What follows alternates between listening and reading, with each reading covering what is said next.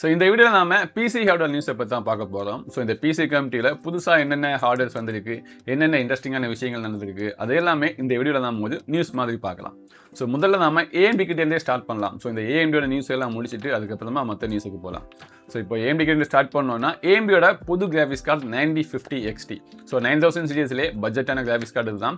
சில பேர் இந்த கிராஃபிக்ஸ் கார்டை பற்றி கேள்விப்பட்டிருப்பீங்க. லான்ச் ஆனாலுமே பெருசாக இதை பற்றி பேசப்படலை. ஏன்னா உங்களுக்கே புரியும் போக போக.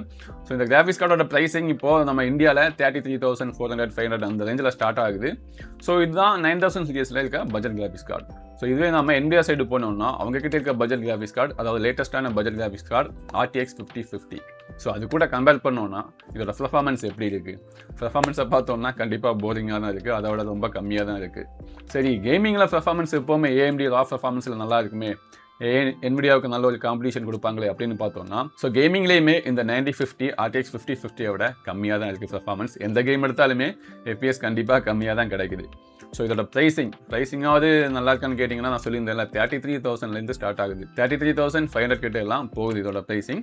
இப்போ இருக்க ப்ரைஸிங் படி பார்த்தோம்னா RTX 5050 இதோட 4,000 rupees ப்ரைஸ் அதிகமாக இருக்குது. ஸோ இப்போ பேக் டு நார்மலாக இந்த ப்ரைஸிங் எல்லாம் வந்தாலுமே இந்த கிராஃபிக்ஸ் கார்டு ஒரு 25,000க்கு கீழே வந்தால் தான் இதோட ப்ரைஸிங்கே ஒரு மேக் சென்ஸ்னு சொல்லலாம். இல்லைன்னா கண்டிப்பாக இது அந்த அளவுக்கு வேல்யூபிளாக இருக்காது. ஸோ ப்ரைஸ் எல்லாமே அதிகமாக மாதிரி தான் நியூஸ் இருக்குது, கம்மியாகிற மாதிரி எந்த ஒரு நியூஸுமே கிடையாது. ஸோ இப்போ 34,000 35,000 நமக்கு இந்த மாதிரி கிராஃபிக்ஸ் கார்ட்ஸ் தான் கிடைக்குது. ஸோ இப்போ நாம அடுத்துமே AMD நியூஸை தான் பார்க்க போகிறோம். ஸோ இப்போ நாம பட்ஜெட் 9000 சீரியஸில் இருக்க கிராஃபிக்ஸ் கார்டை பார்த்தோம். அதே மாதிரி AMDயோட 3D லைனப்பில் இருக்க பட்ஜெட் CPUமே நம்ம பார்க்கலாம். ஸோ AMD 7500X 3Dயை லான்ச் பண்ணியிருந்தாங்க. ஸோ இது இந்தியாவிலேயுமே இருக்குது, ஆனால் இது இந்தியாவில் நம்ம ரிட்டெயிலர் யூனிட்டாக கிடையாது. ட்ரே ப்ராசஸர் இல்லைனா OEM யூனிட் அந்த மாதிரி தான் இருக்குது. அதாவது ஒரு பிளாஸ்டிக் பேக்கில் அந்த ப்ராசஸர் மட்டும்தான் போட்டு கொடுப்பாங்க, கூலரோ பாக்ஸோ எதுவுமே இருக்காது. ஸோ இது பல்காக OEM பில்ட் பண்ணுறதுக்காக வாங்கி நமக்கு இந்தியாவில் அப்படியே சேல் பண்ணுறாங்க. ஸோ இதோட ப்ரைஸிங் 23,000ல் ஸ்டார்ட் ஆகுது. ஸோ இந்த CPU நல்லா இருக்கான்னு கேட்டிங்கன்னா எஸ், உங்களுக்கு கேமிங் மட்டும்தான் ப்ரையாரிட்டி, கேமிங் மட்டும்தான் நான் பண்ணுவேன்னா பட்ஜெட்டில் ஒரு 3D CPU வேணும்னா கண்டிப்பாக நீங்கள் இதை வாங்கலாம். 23,000க்கு நல்ல ஒர்த்தாக தான் இருக்குது. ஆன்லைனில் நிறைய ஷாப்லேயே அவைலபிளாக இருக்குது. SCL கேமிங்கில் ஆஃப்லைன் ப்ளஸ் ஆன்லைன் ரெண்டுலேயுமே அவைலபிளாக இருக்குது. நம்ம தமிழ்நாட்டில் எப்படின்னு தெரில, பட் 23,000க்கு AMD கிட்ட இருக்கிறதுலே பட்ஜெட் 3D CPU இதுதான். ஸோ இது ஏன் கேமிங் மட்டும்னு சொல்கிறேன்னா இது ஒரு 6 core 12 thread CPU. So multi tasking எல்லாம் பெருசாக பண்ணுறவங்களுக்கு, ஸ்ட்ரீமிங் எல்லாம் பண்ணுறவங்களுக்கு, நார்மலாக சின்ன ஸ்ட்ரீமிங் ஓகே தான், பட் பெருசாக ஸ்ட்ரீமிங் பண்ணுறவங்களுக்கு, மல்டி டாஸ்கிங் நிறைய ஆப்ஸ் ப்ராடக்டிவிட்டி எல்லாம் பண்ணுறவங்களுக்கு மேபி இந்த CPU செட் ஆகாது. நீங்கள் X சீரிஸ் போடுறது தான் நல்லது. இல்லைனா இதுக்கு அப்புறமா இருக்க 7700X 3D அது கூட ட்ரை பண்ணலாம். அதில் 8 core கொடுத்துருக்காங்க. ஸோ இதுக்கு அடுத்திருக்க 3D CPU 7700X 3D. So அதுக்கும் இதுக்குமே கிட்டத்தட்ட 10,000 13,000 ப்ரைஸ் டிஃபரன்ஸ் இருக்குது. ஸோ அந்த ப்ரைஸ் கேப்பை வச்சு பார்த்தோம்னா கண்டிப்பாக இந்த CPU கொஞ்சம் வேல்யூபிளாக தான் இருக்குது கேமிங் மட்டும் பண்ணுறீங்கன்னா. ஸோ உங்களுக்கு கேமிங் மட்டும் தான் ப்ரையாரிட்டினா நீங்கள் கண்டிப்பாக அதை ட்ரை பண்ணலாம். ஸோ அதுக்கப்புறமா அடுத்த நியூஸ்மே AMD கிட்டே இருந்தால், ஸோ AMD கிராஃபிக்ஸ் கார்டோட ப்ரைஸிங்கை இன்னுமே இன்க்ரீஸ் பண்ண போகிறாங்க. கொஞ்சம் 10% 20% வரைக்குமே ப்ரைஸ் இன்க்ரீஸ் ஆக போகுது. ஸோ AMD எப்படி இந்த ப்ரைஸ் ஹைக் பண்ணுறாங்கன்னா அவங்க வெயிட் பண்ணுறாங்க. NVIDIA ஒரு 30% ப்ரைஸ் ஹைக் பண்ணுறாங்கன்னா AMD அவங்கள ஃபாலோ பண்ணி ஒரு 10-20% இன்க்ரீஸ் பண்ணிட்டு போகிறாங்க. ப்ரைஸ் ஹைக்கை பற்றி பேசணும்னா எல்லா டிபார்ட்மெண்ட்லேயுமே நம்ம ஹார்ட்வேர்ஸில் எல்லாத்துலேயுமே ப்ரைஸ் இன்க்ரீஸ் ஆகிட்டு தான் இருக்குது. நான் எப்போ வீடியோ போட்டாலும் இதை மட்டும் தான் சொல்ல முடியும். ப்ரைஸ் கம்மியாகிற மாதிரி எந்த ஒரு நியூஸுமே இதற்கு வரவே இல்லை. ஸோ இன்க்ரீஸ் ஆகிற நியூஸ் மட்டும் தான் டெய்லி வந்துட்டு இருக்கு. ஸோ ப்ரைஸ் இன்க்ரீஸை மட்டும் தான் இப்போதைக்கு எதிர்பார்க்க முடியும். ஸோ அடுத்த நியூஸ் ராக்ஸ்டார் கிட்டே இருந்து தான். ஸோ GTA 6ஓட ஒரு எக்ஸ்டெண்டட் ட்ரைலரை அவங்க லான்ச் பண்ண போகிறாங்க. ஸோ இதில் கொஞ்சம் கண்டிப்பாக எக்ஸ்க்ளூசிவான ஒரு கேம் பிளே ஃபுட்டேஜ் இல்லைனா இன்னும் நல்ல டீட்டெயில், இது வரைக்கும் கிடைக்காத டீட்டெயில்ஸ் எல்லாமே இந்த ட்ரைலரில் கண்டிப்பாக இருக்குன்னு எதிர்பார்க்குறோம். ஸோ அதுவும் இல்லாமல் இந்த வாட்டி கொஞ்சம் வித்தியாசமாக பண்ணுறாங்க. இந்த ட்ரைலர் முதல்ல நமக்கு நெட்ஃப்ளிக்ஸில் தான் லான்ச் ஆக போகுது. ஸோ August 27 லான்ச் ஆக போகுது. நெட்ஃப்ளிக்ஸில் தான் வரும். நெட்ஃப்ளிக்ஸில் வந்ததுக்கு அப்புறமா ஒரு 6 மணி நேரம் கழிஞ்சதுக்கு அப்புறமா தான் யூடியூப்பில் வரும். ஸோ 6 hour கேப் வச்சு தான் யூடியூப்பில் லான்ச் பண்ணுறாங்க. ஸோ இது மணி மேக்கிங் ஸ்ட்ராட்டஜியானு தெரில.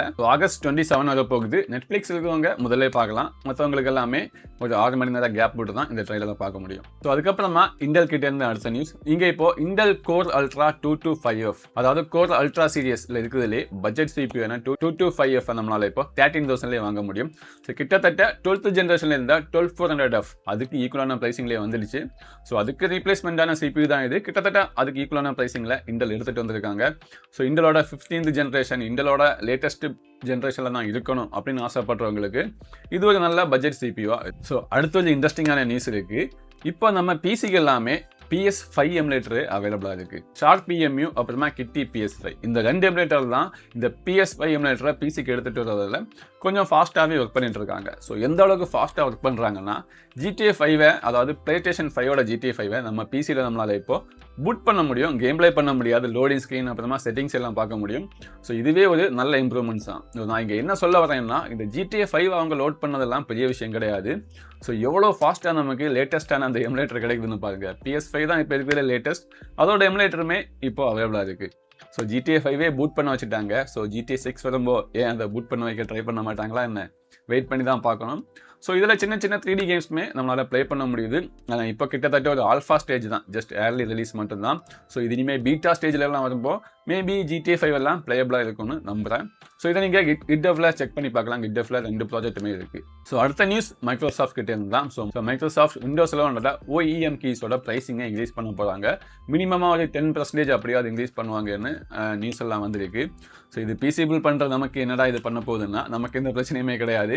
உங்களுக்கு லேப்டாப் ப்ரைஸிங்கை பற்றி தெரியும். ஆல்ரெடி லேப்டாப் இந்த ப்ரைஸிங்கை விடையுமே ரொம்ப அதிகமாக இப்போ ப்ரைஸ் எல்லாம் இன்க்ரீஸ் ஆகிருக்கு. ஸோ லேப்டாப்ஸில் தான் மோஸ்ட்லி இந்த OEM கீஸ் எல்லாம் போட்டு சேல் பண்ணிட்டு இருப்பாங்க.